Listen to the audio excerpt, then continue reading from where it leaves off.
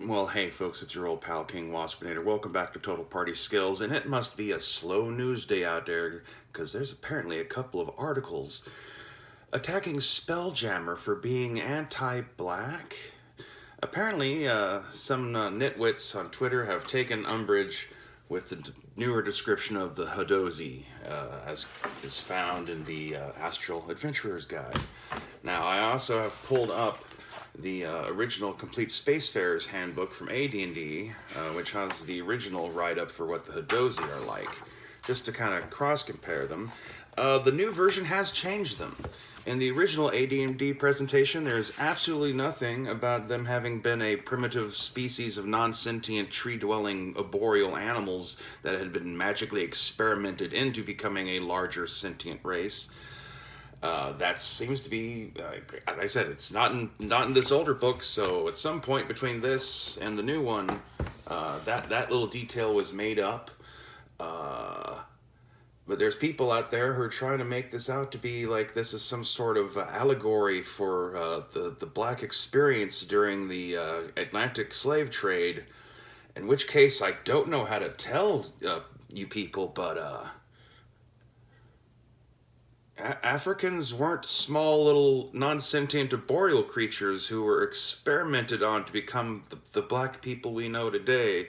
So as far as allegories go, I'm not sure if that's the right one. I mean, to me, that just more seems like the kind of like a secret of Nim kind of thing. I mean, period. They're like hardly the most notorious of D&D's races. Once again, one of the central two primary vectors for determining what a character is in Dungeons and Dragons is race, along with class.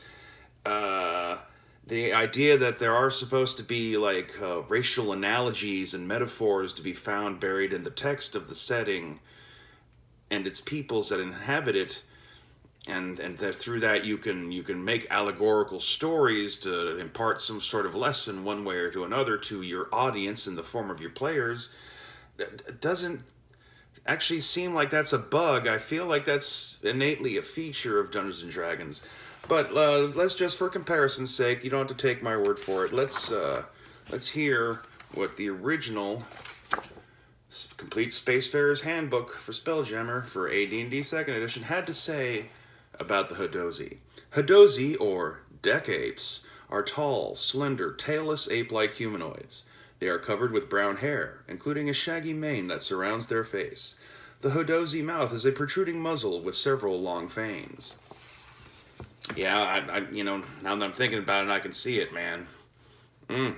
Hadozee have a broad flap of skin that runs from the creature's arms to its legs. This flap can be drawn tight by raising the arms, giving the Hadozee a limited gliding ability. Just like fucking, what's his name? Michael Jordan. Yeah, I see it. I see it. Hadozee are rude, reserving their coarse commentary only in the presence of elves and the Hadozee's employers. When outside these controlling influences, however, they can utter a continuous stream of insults and derision, with tongues sharp enough to make the most seasoned spelljammer take notice. However, the Hadozee are extremely diligent workers and are respected throughout the known spheres for their willingness to work as hard as is needed to get the job done. They do not shirk their responsibilities in combat either, and most Hadozee work both as crewmen and as mercenaries. Oh, so they're diligent, hard workers that are polite when they're around their employers and, high society elves. Yeah, I seeing this analogy here. Hadozee prefer to join the crews of other nations. They are particularly fond of elves as employers. A group of young adult Hadozee of both sexes will sign on with a single captain, training together and forming a traveling company of 20 to 30 individuals. The Hadozee homeworld is temperate and warm, and has a climate like that of most human worlds. Hadozee generally wear no clothing except in cold weather, as most clothing would interfere with their gliding membranes. They wear special caftans with side slits on ceremonial occasions or when in an unfamiliar port. Hadozee may be clerics, fighters, or thieves. In addition, they may also choose to multi-class as fighter thieves or fighter clerics. Hadozees have traveled the spaceways for generations, working for masters of many different races, and are familiar with most of the languages heard in space. The initial languages a Hadozee can learn are Hadozee, Common, Dwarf, Elf, Gnome, Goblin, Orc, and any others the DM allows. The actual number of languages is limited by the intelligence of the character or by the number of proficiency slots allotted to languages. A Hadozee can glide through the air by spreading its gliding flaps, traveling 1 foot forward for every 1 foot of height it loses. When gliding, Hadozee have a movement rate of 18 and a maneuverability class of D. Oh yeah, Hadozee bring the D.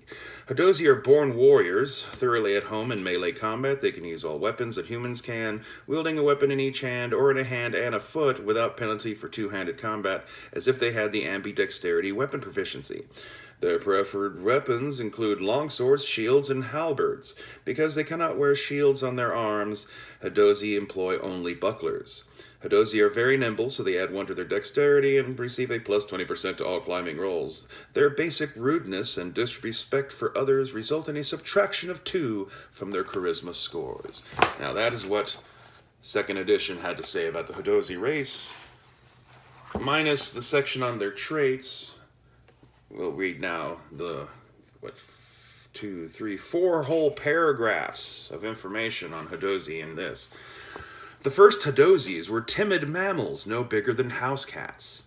Hunted by larger natural predators, the Hadozees took to the trees and evolved wing-like flaps that enabled them to glide from branch to branch. A stretched piece of skin connecting, your wrist to your ankles is not really a wing. That's a membrane. It's a gliding membrane. I mean, these guys are more like Rocket Squirrel from Bullwinkle. This is flying squirrel shit. They just have like a simian head, and not even like a near hominid types, like they don't really like have great ape features. I mean, yeah, they are more your old world or new world monkey types, but all humans are primates. We already are apes, and so we can't not ever address the fact that we are related to these creatures. We can't like freak out about this like this all the time. It'd be like if we had evolved from wolves and would like freak out if someone compares someone to coyote, or something. It's like, I mean, we're clearly closely related. So like, how much of an insult even is that? It's not like like they're pig people or something considered like lower and dirtier in terms of how people view animals culturally and stuff. Anyway. Several hundred years ago, a wizard visited Yazir, the Hadozee homeworld, with a small fleet of spell-jamming ships. Under the wizard's direction, apprentices laid magic traps and captured dozens of Hadozees. The wizard fed the captives an experimental elixir that enlarged them and turned them into sapient bipedal beings. Why? That to me is like, what exactly was the point of that? Of doing any of that? I'm just go pick up some random animals and just start pumping elixir into them. See what happens. Like, what was the original goal of the elixir? What was he trying to make that led to this? The elixir had the side effect of intensifying the Hadozee's panic response, making them more resilient when harmed. The wizard's plan was to create an army of enhanced Hadozee Okay, here we go.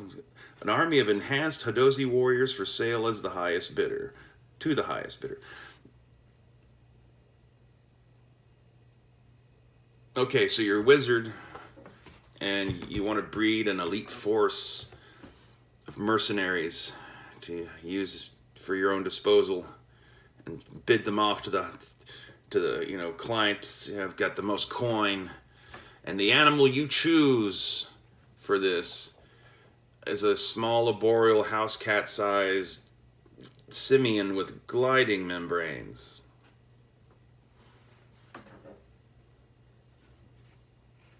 Okay. Lame-ass NPC that wizard was.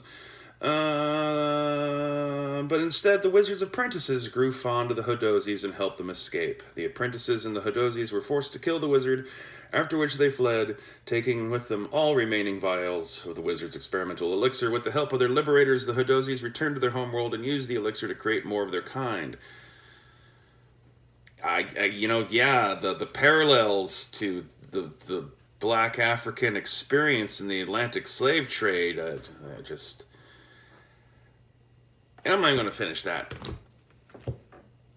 Either you are like deliberately just trying to manufacture some sort of controversy by making this claim that the Hadozee are supposed to be some sort of anything about real world African Americans, whether they be here in North America or in Africa or in Europe. You're either like going out of your way to make something up that's not there, or you yourself are racist just because you heard the word monkey, or you're a ginormous idiot. The choice is yours. Stay waspinated.